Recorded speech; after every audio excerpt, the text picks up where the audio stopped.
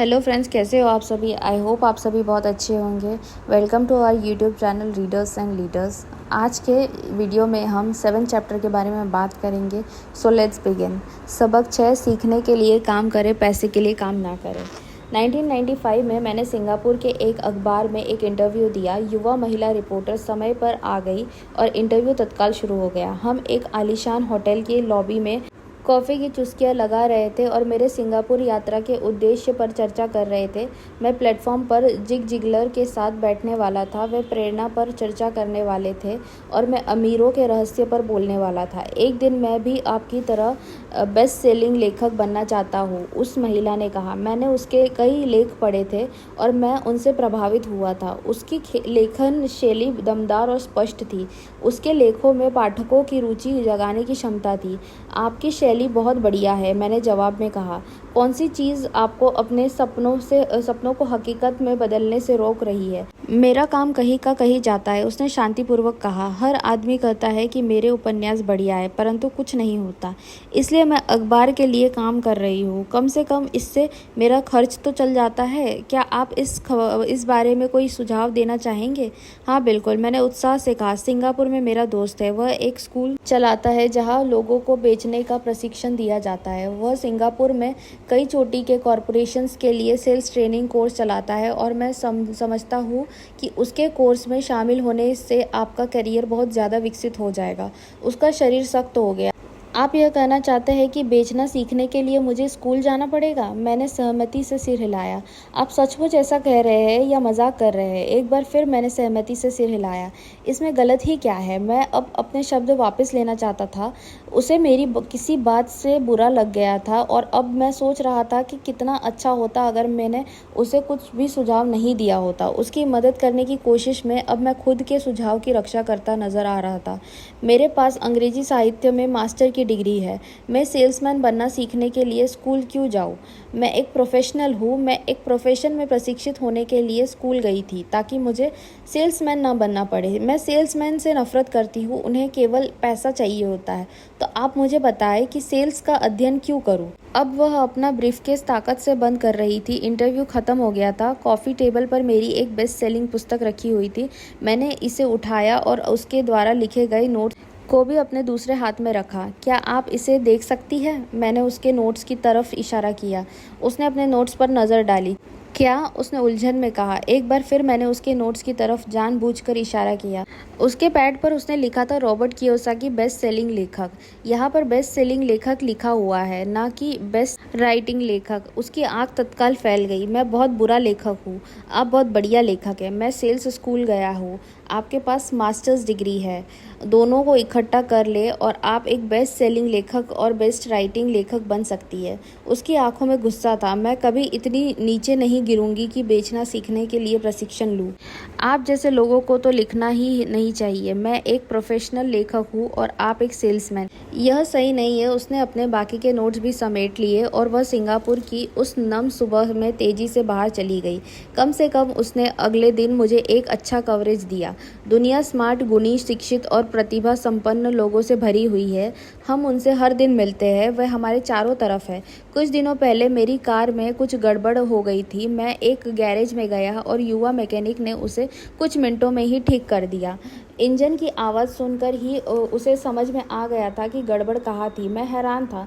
दुखद सच तो यह है कि प्रतिभा की ही पर्याप्त नहीं होती।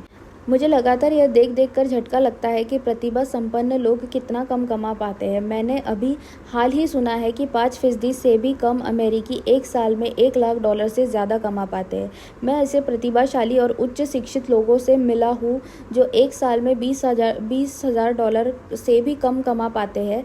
मेडिकल व्यवसाय में विशेषज्ञता रखने वाले एक व्यावसायिक सलाहकार मुझे बता रहा था कि कितने डॉक्टर, दंत चिकित्सक और दूसरे लोग पैसे की समस्या से जूझ रहे हैं। और मेरी सोच यह थी कि एक बार डॉक्टर बनने के बाद तो पैसा उनके घर बरसने लगता होगा। इस व्यावसायिक सलाहकार ने मुझे एक बढ़िया वाक्य दिया। वह भारी दौलत से सिर्फ एक दक्षता दूर है। इस वाक्य का यह मतलब है कि ज़्यादातर लोगों को केवल एक और दक्षता सीखने की ज़रूरत होती है और इसके बाद उनकी आमदनी अपने आप बहुत ज़्यादा बढ़ जाएगी। मैं यह पहले ही बता चुका हूँ कि फाइनेंशियल बुद्धि, अकाउंटिंग, निवेश, मार्केटिंग और कानून का समन्वय है। इन 4 तकनीकी दक्षताओं को मिला दे और पैसे से पैसा बनाना ज़्यादा आसान हो जाएगा। जब पैसे की बात आती है तो ज़्यादातर लोगों में केवल ज़्यादा कड़ी मेहनत करने की दक्षता होती है। दक्षताओं के समन्वय का एक अच्छा उदाहरण अखबार की उस रिपोर्टर का है। अगर वह सेल्स और मार्केटिंग के क्षेत्र में दक्षता हासिल कर ले तो उसकी आमदनी हवा से बातें कर सकती है। अगर मैं उसकी जगह होता तो मैं एडवर्टाइजिंग, कॉपीराइटिंग और सेल्स के कोर्स में शामिल हो जाता। फिर अखबार में काम करने के बजाय मैंने किसी एडवर्टाइजिंग एजेंसी में नौकरी खोजी होती। चाहे इस काम में वेतन कम भी मिलता, परंतु इससे वह यह सीख जाती कि सफल एडवर्टाइजिंग में प्रयुक्त होने वाले शॉर्टकट का प्रयोग किस तरह होता है। उसे अपना कुछ समय जनसंपर्क में भी देना होता है, जो एक महत्वपूर्ण दक्षता है। वह यह भी सीखती कि मुफ्त प्रचार में किस तरह लाखों कमाए जाते हैं। फिर रातों में और सप्ताहांतों में वह अपना महान उपन्यास पूरा कर सकती थी। जब वह पूरा हो जाता तो वह अपनी पुस्तक को बेचने के लिए ज़्यादा अच्छी स्थिति में होती। फिर कुछ ही समय में वह एक बेस्ट सेलिंग लेखिका हो सकती थी। जब मैंने अपनी पहली पुस्तक if you want to be rich and happy don't go to school छपवाई तो एक प्रकाशक ने यह सुझाव दिया कि मैं शीर्षक को बदलकर द इकोनॉमिक्स ऑफ एजुकेशन कर दूं। मैंने प्रकाशक से साफ कह दिया कि इस तरह के शीर्षक से पुस्तक की कुल 2 प्रतियां ही बिकेगी। एक तो मेरा परिवार खरीदेगा और दूसरा मेरा सबसे अच्छा दोस्त। दिक्कत यह है कि वे दोनों ही इसे मुफ्त में पाने की आशा करेंगे। If you want to be rich and happy don't go to school शीर्षक को जानबूझकर चुटीला बनाया गया था, क्योंकि मैं जानता था कि ऐसा करने से इसे हजारों टन प्रचार मिल जाएगा। मैं शिक्षा का समर्थक हूँ और शिक्षा के सुधार में विश्वास करता हूँ, अन्यथा मैं अपने पुरातनपंथी शिक्षा तंत्र को बदलने की बार बार मांग क्यों करता। इसलिए मैंने एक ऐसा टाइटल चुना जो टीवी और रेडियो शो पर ज्यादा प्रचारित हो सकता था, सिर्फ इसलिए क्योंकि मैं विवादास्पद होने से नहीं डरता। कई लोगों का विचार था कि मैं कोई फ्रूट केक था, परंतु पुस्तक बिकी और बहुत बिकी। जब मैं यूएसए मर्चेंट मरीन एकेडमी से 1969 में ग्रेजुएट हुआ तो मेरे पढ़े लिखे डैडी खुश हुए। स्टैंडर्ड ऑयल ऑफ कैलिफोर्निया ने मुझे अपने ऑयल टैंकर फ्लीट में काम में दे दिया। मैं थर्ड मेट था और हालांकि मेरी तनख्वाह मेरे सहपाठियों की तुलना में कम थी, परंतु कॉलेज के बाद पहले काम के हिसाब से ठीक थी। मेरी शुरुआती तनख्वाह $42,000 प्रति वर्ष थी, जिसमें ओवरटाइम भी शामिल था और मुझे केवल 7 महीने काम करना पड़ता था। बाकी के 5 महीने मेरी छुट्टियां होती थी। अगर मैं चाहता तो मैं एक सहायक शिपिंग कंपनी के साथ वियतनाम जा सकता था और अपनी 5 महीनों की छुट्टियों के बदले मैं अपनी तनख्वाह दुगनी कर सकता था। मेरे सामने एक बहुत बढ़िया करियर था, परंतु मैंने 6 महीने बाद ही इस्तीफा दे दिया और मरीन कॉर्प्स में भर्ती हो गया ताकि मैं हवाई जहाज उड़ाना सीख सकूं। मेरे पढ़े लिखे डैडी का दिल टूट गया। अमीर डैडी ने मुझे बधाइयाँ दी। स्कूल और नौकरी में विशेषज्ञता का विचार एक लोकप्रिय विचार है, यानी कि ज़्यादा धन कमाने के लिए या प्रमोशन हासिल करने के लिए आपको विशेषज्ञता हासिल करने की ज़रूरत है। इसीलिए मेडिकल डॉक्टर तत्काल बाल रोग विशेषज्ञ या अस्थि रोग विशेषज्ञ जैसी विशेषज्ञता हासिल करने में जुट जाते हैं। यही अकाउंटेंट्स, आर्किटेक्ट्स, वकीलों, पायलटों और बाकी लोगों के बारे में सही है। मेरे पढ़े लिखे डैडी इसी विचारधारा में विश्वास रखते थे, इसलिए वे डॉक्टरेट मिलने के बाद रोमांचित हो गए थे। वे अक्सर यह मानते थे कि स्कूल में ऐसे लोगों को सम्मान किया जाता है जो कम से कम चीज़ों के बारे में ज़्यादा से ज़्यादा पढ़ते हैं। अमीर डैडी मुझसे इसका ठीक उल्टा करने के लिए प्रोत्साहित करते थे। आपको हर चीज़ के बारे में थोड़ा थोड़ा पता होना चाहिए, यह उनका सुझाव था। इसलिए मैंने उनकी कंपनियों में कई विभागों में सालों तक काम किया। कुछ समय के लिए मैंने उनके अकाउंटिंग डिपार्टमेंट में काम किया। हालांकि मैं कभी अकाउंटेंट नहीं बन सकता था, परंतु वे चाहते थे कि मैं उस विभाग में रहकर उसके बारे में मोटी मोटी बातें समझ लूँ। अमीर डैडी जानते थे कि मैं वहाँ की शब्दावली को पकड़ लूँगा और यह भी समझ लूँगा कि क्या महत्वपूर्ण होता है और क्या नहीं। मैं एक बस बॉय और कंस्ट्रक्शन वर्कर के रूप में भी काम कर चुका हूँ और सेल्स रिजर्वेशन और मार्केटिंग में भी।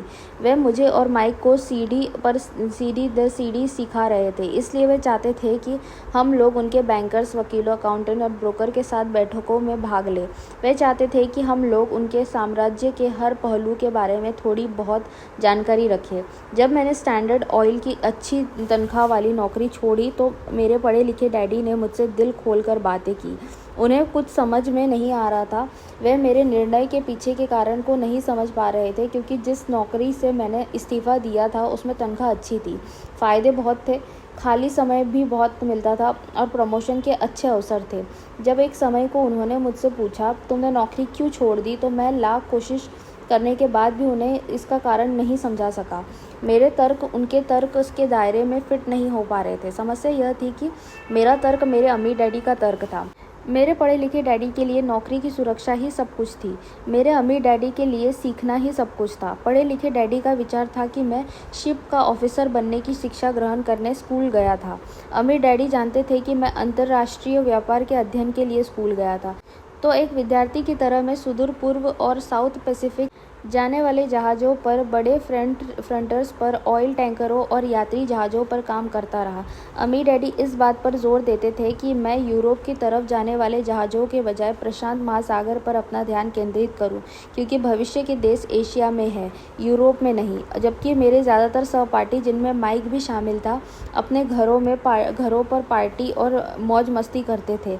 तब मैं Japan, Taiwan, Thailand, Singapore, Hong Kong, Vietnam, Korea, Tahiti, Samoa और फिलीपींस में व्यवसाय लोगों, बिजनेस की शैलियों और संस्कृतियों का अध्ययन करता था। मैं भी पार्टी कर रहा होता था, परंतु अपने घर पर नहीं। मेरा ज्ञान बहुत तेज़ी से बढ़ रहा था। पढ़े लिखे डैडी कभी नहीं समझ सके कि मैंने यह नौकरी क्यों छोड़ी और इसके बाद मैं मरीन कॉर्प्स में क्यों शामिल हुआ। मैंने उन्हें बताया कि मैं जहाज़ उड़ाना सीखना चाहता हूँ, परंतु वास्तव में मैं ट्यूब का नेता बनना सीखना चाहता था। अम्मी डैडी ने मुझे बतला रखा था कि कंपनी चलाने के सबसे कठिन काम था लोगों से काम लेना। उन्होंने 3 साल तक सेना में काम किया था। मेरे पढ़े लिखे डैडी ने कभी ऐसा नहीं किया था। अम्मी डैडी ने मुझे बताया कि खतरनाक परिस्थितियों में किस तरह लोगों को नेतृत्व किया जाए। तुम्हें जो अगली चीज़ सीखनी चाहिए वह है नेतृत्व। उन्होंने कहा, अगर आप एक अच्छे नेता नहीं हैं तो आप पर पीछे से भी गोली चलाई जा सकती है, जैसा बिजनेस में किया जाता है।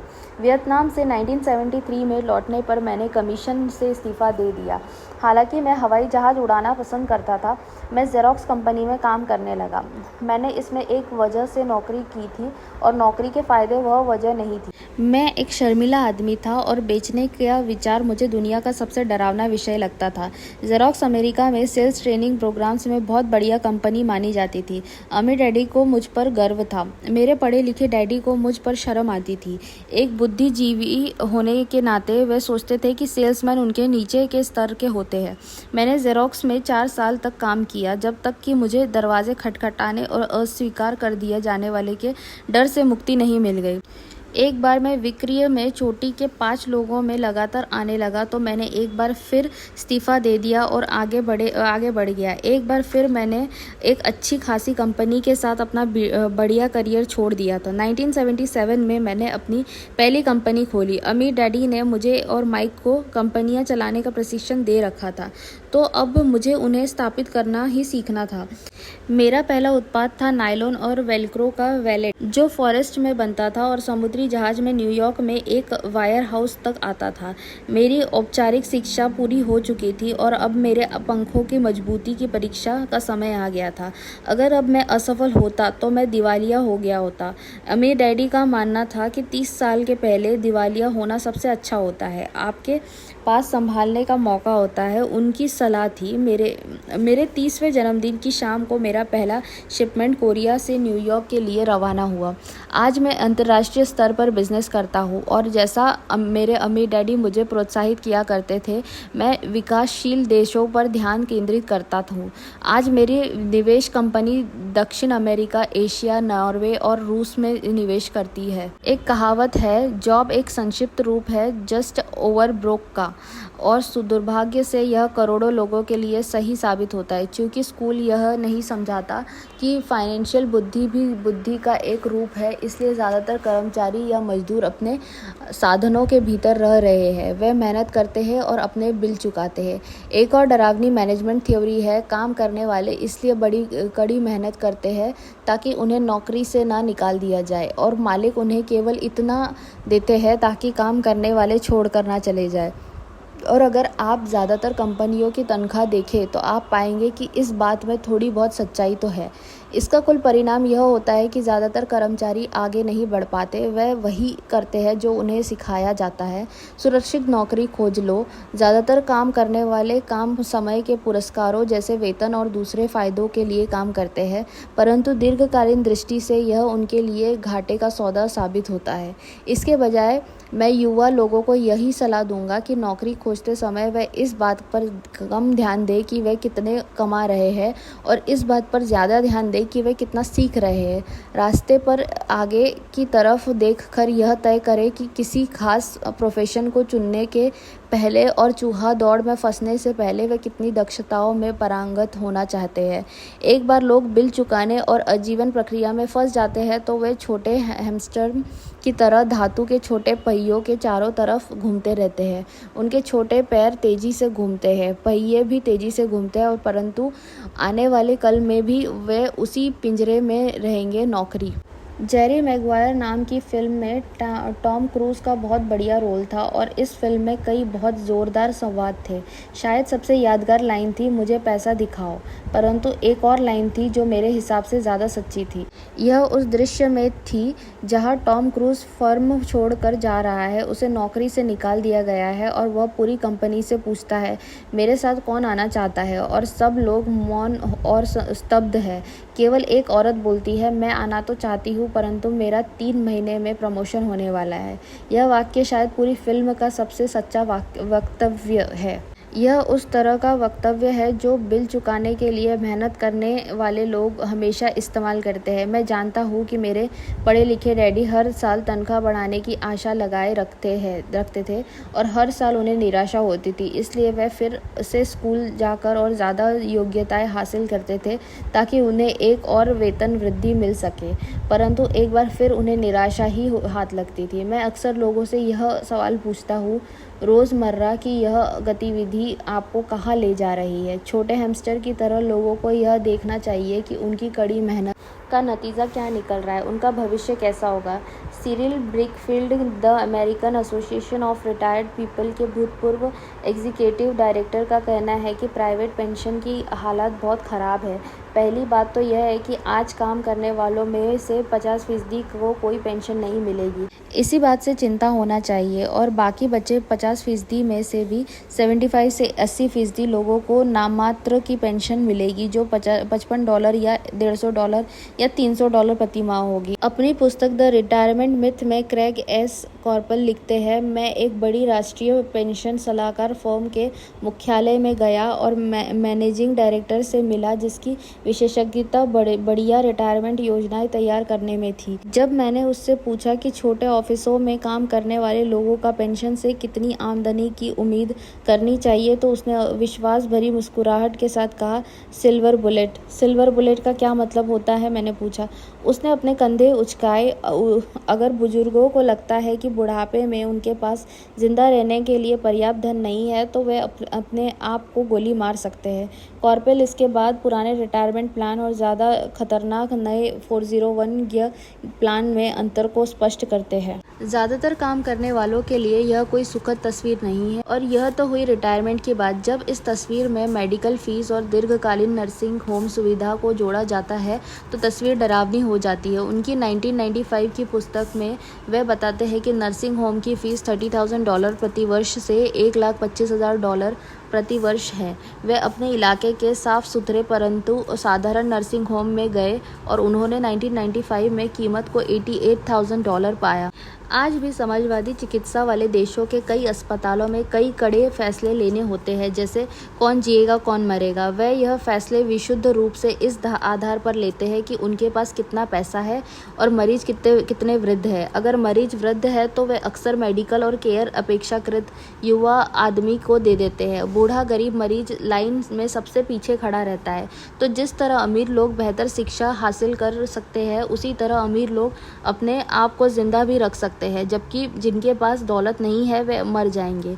तो मैं हैरान हो जाता हूँ कि क्या कर्मचारी भविष्य में देख पा रहे हैं, या उनकी भविष्य की दृष्टि केवल उनकी अगली तनख्वाह तक के ही जाती है और वे अपने आप से कभी दूरगामी भविष्य के बारे में सवाल ही नहीं करते। जब मैं ज़्यादा पैसा कमाने की इच्छा रखने वाले वयस्कों के सामने बोलता हूँ तो मैं हमेशा एक ही चीज़ की सलाह देता हूँ। मैं यह सुझाव देता हूँ कि वह अपनी जीवन के बारे में एक लंबा दृष्टिकोण रखें, केवल पैसे और सुरक्षा के लिए काम करने के बजाय, जो हालांकि महत्वपूर्ण है।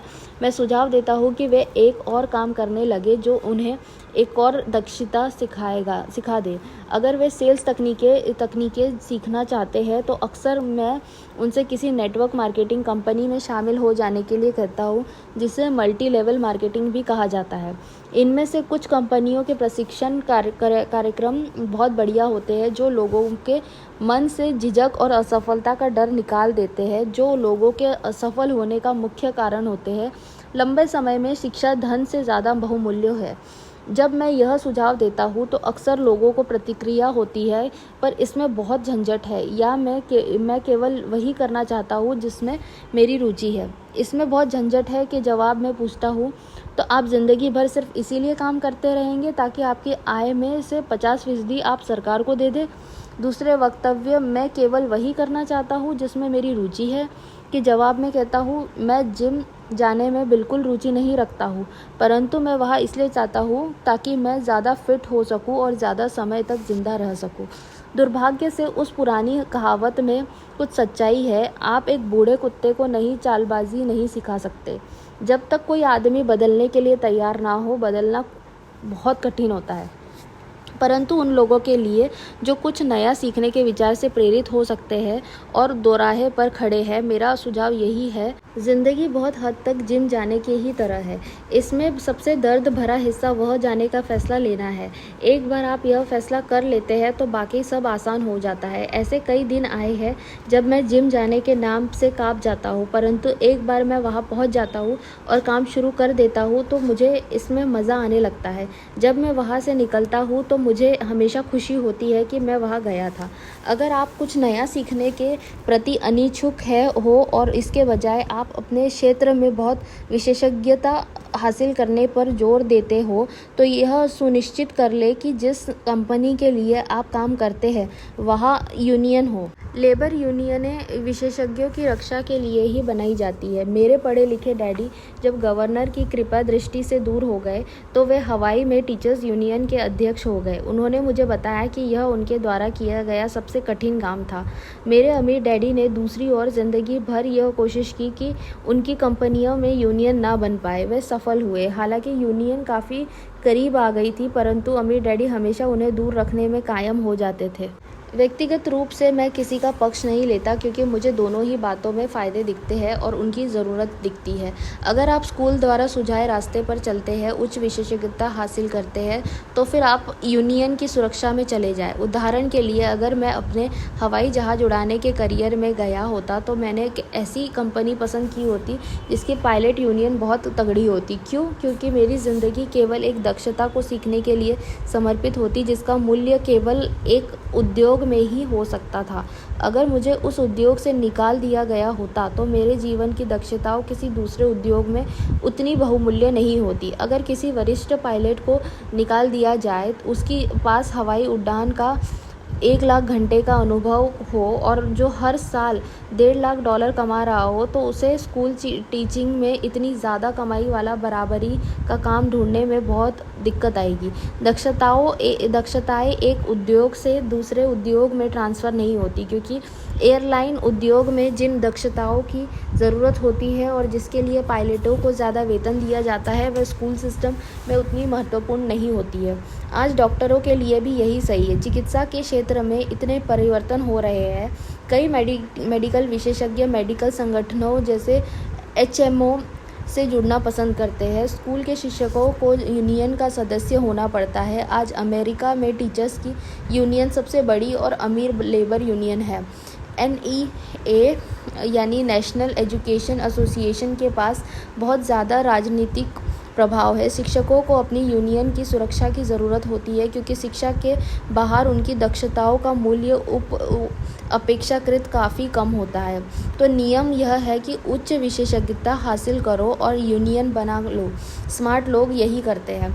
जब मैं अपनी कक्षा से पूछता हूँ, आप में से कितने मैकडॉनल्ड से अच्छा हैमबर्गर बना लेते हैं, तो लगभग सभी विद्यार्थी अपने हाथ खड़े कर देते हैं। मैं फिर पूछता हूँ, अगर आप में से ज़्यादातर बेहतर हैमबर्गर बना लेते हैं, तो ऐसा क्यों होता है कि मैकडॉनल्ड आपसे ज़्यादा पैसा बना लेते हैं? जवाब साफ है, मैकडॉनल्ड बिजनेस सिस्टम में आपसे अच्छा है। ज़्यादातर प्रतिभाशाली लोग सिर्फ इसलिए गरीब होते हैं क्योंकि वे अपना सारा ध्यान बेहतर हैमबर्गर बनाने में लगाते हैं और बिजनेस सिस्टम के बारे में कुछ नहीं जानते। हवाई में मेरा एक दोस्त है जो एक महान कलाकार है। वह काफ़ी पैसा कमा लेता है। एक दिन उसकी माँ के वकील ने उसे बताया कि उसने अपने पुत्र के नाम पर $35,000 छोड़े हैं। यह रकम सरकार और वकीलों द्वारा अपना हिस्सा लेने के बाद बची थी। तत्काल उसने इस पैसे से विज्ञापन करके अपने व्यवसाय को बढ़ाने की सोची। 2 महीने बाद उसका पहला पूरे पेज का विज्ञापन 4 रंगों में एक महंगी पत्रिका में प्रकाशित हुआ, जिसके पाठक बहुत अमीर लोग थे। यह विज्ञापन 3 महीने तक चला। उसे विज्ञापन के प्रत्युत्तर में कोई जवाब नहीं मिला और उसकी सारी पूंजी इस विज्ञापन में ख़त्म हो गई। अब वह पत्रिका पर दावा ठोकना चाहता है। यह एक ऐसा आदमी का सामान्य उदाहरण है जो एक बेहतरीन हैमबर्गर बना सकता है, परंतु बिजनेस की बिल्कुल समझ नहीं रखता। जब मैंने उससे पूछा कि उसने क्या सीखा, तो उसका जवाब केवल यही था कि विज्ञापन करने वाले लोग धोखेबाज होते हैं। मैंने फिर उससे पूछा कि क्या वह सेल्स में या डायरेक्ट मार्केटिंग में कोई कोर्स करना चाहता है, तो उसका जवाब था, मेरे पास समय नहीं है और मैं अपना पैसा बर्बाद नहीं करना चाहता। दुनिया प्रतिभा संपन्न गरीब लोगों से भरी पड़ी है। अक्सर वह या तो गरीब है या फिर पैसे की समस्या से जूझ रहे हैं या अपनी क्षमताओं से कम पैसा कमा रहे हैं, और इसका जिम्मेदार उनके ज्ञान का विषय नहीं है बल्कि उनका अज्ञान है। वे एक बेहतर हैमबर्गर बनाने की दक्षता को पैना करने में ही लगे रहते हैं और हैमबर्गर को बेचने और उसे घर तक पहुंचाने की दक्षता पर बिल्कुल भी ध्यान नहीं देते। शायद मैकडॉनल्ड सबसे अच्छे हैमबर्गर नहीं बनाते हो, परंतु वे एक मूलभूत रूप से औसत हैमबर्गर को बेचने और उसे घर तक पहुंचाने में सर्वश्रेष्ठ है। गरीब डैडी चाहते हैं कि मैं विशेषज्ञता हासिल करूं। उसका विचार था कि अगर मैं ऐसा करूंगा तो मुझे ज़्यादा वेतन मिलेगा। हालांकि उन्हें हवाई के गवर्नर ने साफ कह दिया था कि वे राज्य सरकार के लिए अब काम नहीं कर सकते। फिर भी मेरे पढ़े लिखे डैडी मुझे विशेषज्ञता हासिल करने के लिए प्रोत्साहित किया करते थे। पढ़े लिखे डैडी ने टीचर्स यूनियन का काम संभाल लिया था और वह उच्च शिक्षा और निपुण प्रोफेशनल्स के लिए और ज़्यादा सुरक्षा और फ़ायदे के लिए अभियान छेड़ रहे थे। हमें इस बात पर काफ़ी बहस हुई, परंतु मैं जानता हूँ कि वह इस बात पर कभी सहमत नहीं हुए कि ज़्यादा विशेषज्ञता के कारण ही यूनियन के संरक्षण की ज़रूरत होती है। वे यह कभी नहीं समझ पाए कि आप जितनी ज़्यादा विशेषज्ञता हासिल कर लेते हैं, उतने ही ज़्यादा आप जाल में फंस जाते हैं और आप अपनी विशेषज्ञता पर निर्भर हो जाते हैं। अमीर डैडी की सलाह यह थी कि माइक और मैं खुद विकास करें। कई कॉरपोरेशंस यही करते हैं। वे बिजनेस स्कूल के किसी युवा प्रतिभाशाली विद्यार्थी को चुन लेते हैं और फिर उस आदमी को इस तरह विकसित करते हैं ताकि एक दिन वह कंपनी की जिम्मेदारी संभाल सके। और ये प्रतिभाशाली युवा कर्मचारी किसी एक डिपार्टमेंट में विशेषज्ञ नहीं होते। वे बिजनेस सिस्टम के सभी पहलुओं की जानकारी लेने के लिए उस डिपार्टमेंट से उस डिपार्टमेंट तक काम करना सीखते हैं। अमीर लोग अक्सर अपने बच्चों या दूसरे बच्चों को इस तरह विकसित करते हैं।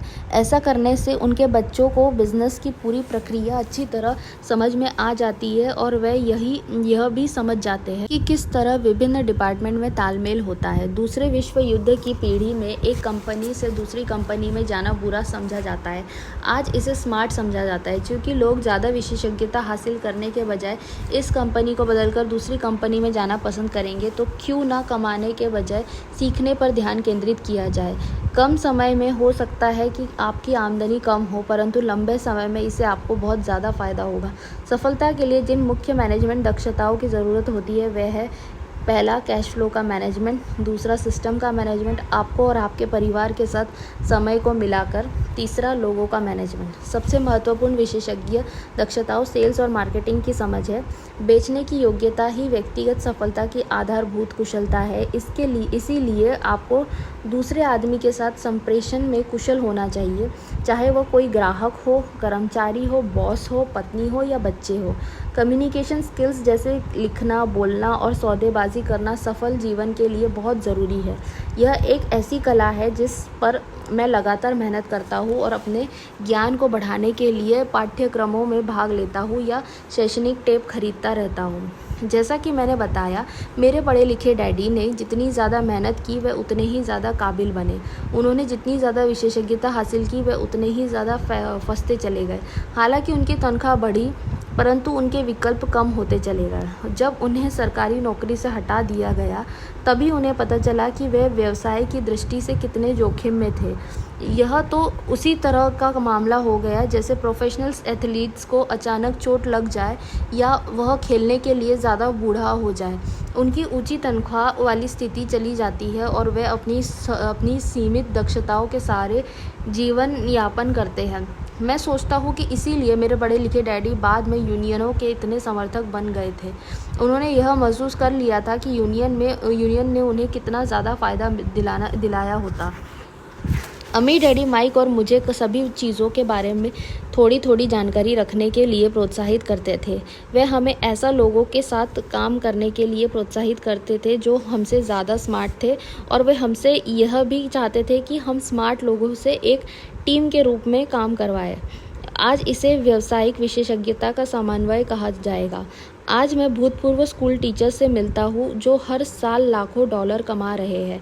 वे इतना ज़्यादा इसीलिए कमा रहे हैं क्योंकि उनके पास अपने क्षेत्र की विशेषज्ञताएं, दक्षताओं के अलावा भी दक्षताएं हैं।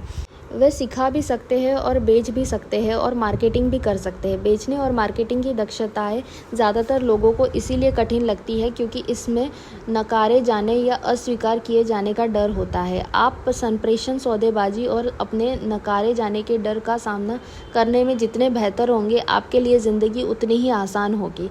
जिस तरह मैंने अखबार की लेखिका को सलाह दी थी जो बेस्ट सेलिंग लेखक बनना चाहती थी, मैं किसी को भी वही सलाह देना चाहूँगा। तकनीकी रूप से विशेषज्ञता हासिल करने के कुछ मजबूत पहलू होते हैं और कुछ कमज़ोर पहलू होते हैं। मेरे कुछ दोस्त हैं जो जीनियस है, परंतु वे दूसरे लोगों के साथ प्रभावी ढंग से बात नहीं कर पाते और परिणाम स्वरूप उनकी आमदनी बहुत कम है। मैं उन्हें सलाह देता हूँ कि वे 1 साल तक बेचने की कला सीख लें। चाहे वे कुछ भी ना कमाएं, परंतु उनकी कम्युनिकेशन स्किल्स सुधर जाएगी और यह अनमोल है। अच्छे सीखने वाले, बेचने वाले और मार्केटिंग करने वाले व्यक्ति होने के अलावा हमें अच्छे शिक्षक और अच्छे विद्यार्थी होने की भी ज़रूरत है। दरअसल अमीर होने के लिए आप में लेने के साथ भी देने की काबिलियत भी होनी चाहिए। आर्थिक या प्रोफेशनल संघर्ष के मामलों में देने और लेने में बहुधा कमी देखी गई है। मैं ऐसे कई लोगों को जानता हूँ जो सिर्फ इसीलिए गरीब है क्योंकि वे ना तो अच्छे विद्यार्थी हैं ना ही अच्छे शिक्षक। मेरे दोनों डैडी उदार थे। दोनों ने पहले देने के सिद्धांत का पालन किया था। शिक्षा देना उनके लिए देने का एक प्रकार था। जितना ज़्यादा उन्होंने दिया उतने ही उन्हें मिला। पैसे देने के मामले में ज़रूर उन दोनों में अंतर था। मेरे अमीर डैडी ने बहुत सा पैसा दान दिया। उन्होंने अपनी चर्च को दान दिया, समाज सेवी संस्थाओं को दान दिया और अपने फाउंडेशन को दान दिया। वे जानते थे कि पैसा हासिल करने के लिए पैसा देना होता है। पैसा देना ज़्यादातर अमीर परिवारों का रहस्य है। इसीलिए रॉकफेलर फाउंडेशन और फोर्ड फाउंडेशन जैसे संगठन काम कर रहे हैं। यह संगठन उनकी संपत्ति को लेते हैं, उसे बढ़ाते हैं और लगातार देते रहते हैं।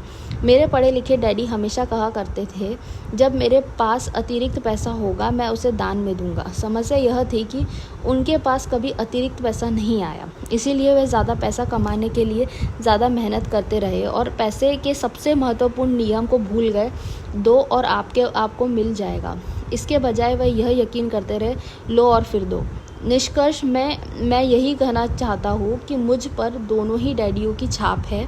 मेरा एक हिस्सा कट्टर पूंजीपति का है जो पैसे से पैसा कमाने का खेल से प्रेम करता है, और दूसरा हिस्सा एक सामाजिक रूप से जिम्मेदार शिक्षक का है जो गरीबों और अमीरों के बीच बढ़ती आर्थिक खाई से बहुत ज़्यादा चिंतित है। मैं इस बढ़ती हुई खाई के लिए मूल रूप से दकियानुसी शिक्षा तंत्र को जिम्मेदार मानता हूँ। तो फ्रेंड्स, यही था हमारा 7 चैप्टर। आपको ये चैप्टर कैसा लगा? Please share your thoughts in the comment section and don't forget to subscribe our YouTube channel readers and leaders. Thank you.